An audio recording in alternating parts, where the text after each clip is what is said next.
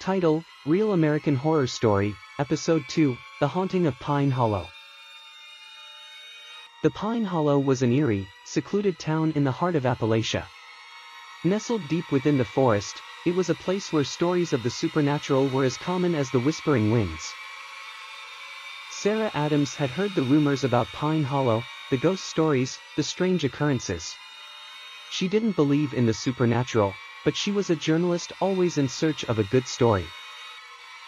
So when she received a tip about a series of unexplained disappearances in the town, she decided to investigate.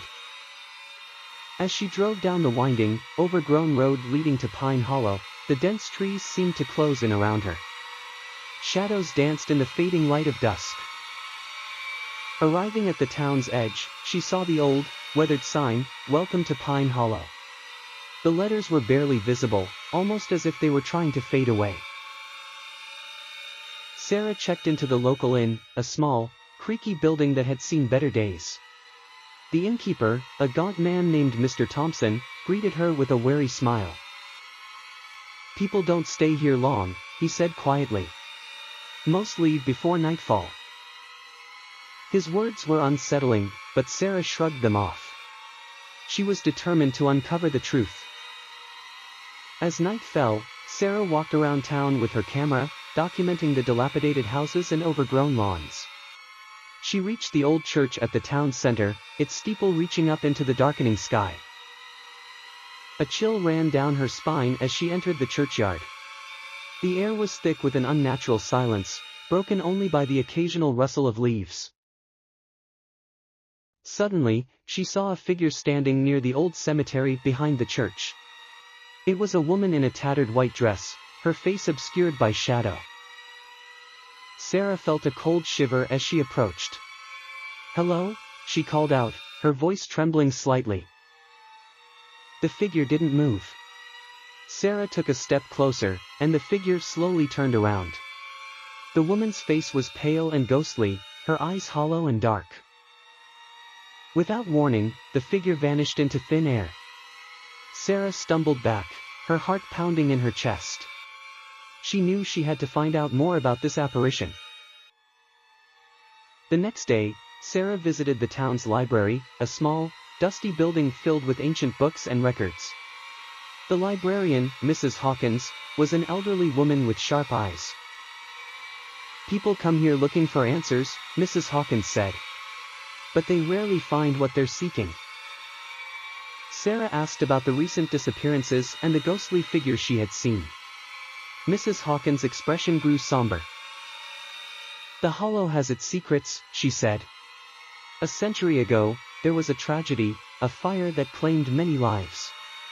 The town never fully recovered." Sarah's curiosity was piqued.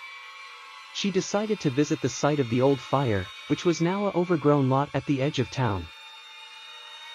As Sarah explored the site, she discovered remnants of old foundations and charred remains.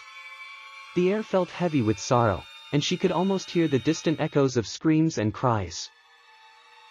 She noticed something strange, a small, weathered diary buried under the rubble. It was the diary of a young girl named Emily, who had lived through the fire. The entries were filled with fear and despair. Emily's last entry spoke of a hidden room where she had tried to escape. Sarah's heart raced as she realized this could be the key to understanding the hauntings. Following the clues in the diary, Sarah located the hidden room beneath the remains of an old house. The room was small and cramped, filled with old, dusty furniture and relics of the past. In the corner, Sarah found a small, locked chest. With trembling hands, she managed to open it, revealing a collection of old photographs and letters. Among them was a letter from Emily's mother, detailing a ritual to summon spirits. The letter hinted at a curse placed on the town, condemning the souls who died in the fire to wander forever.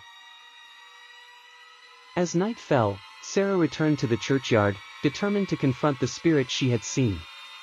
She brought the diary and letters with her, hoping they would provide some answers.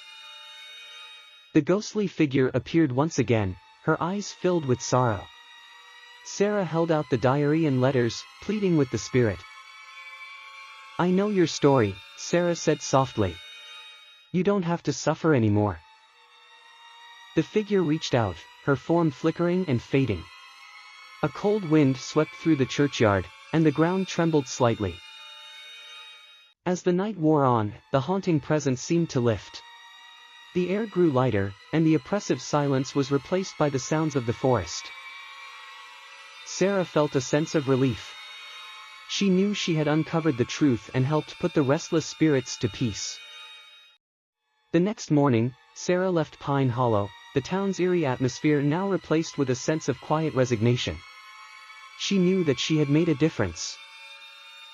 As she drove away, the dense trees seemed to part, and the sun began to rise, casting a warm glow over the now peaceful town of Pine Hollow. Sarah's story about Pine Hollow became a sensation. Her detailed account of the haunting and her efforts to uncover the truth touched many. The town's reputation gradually shifted from one of fear to a place where the past had been acknowledged and laid to rest. And so, Pine Hollow, once a place of dark secrets and ghostly whispers, found its peace, thanks to the brave journalist who dared to uncover the truth.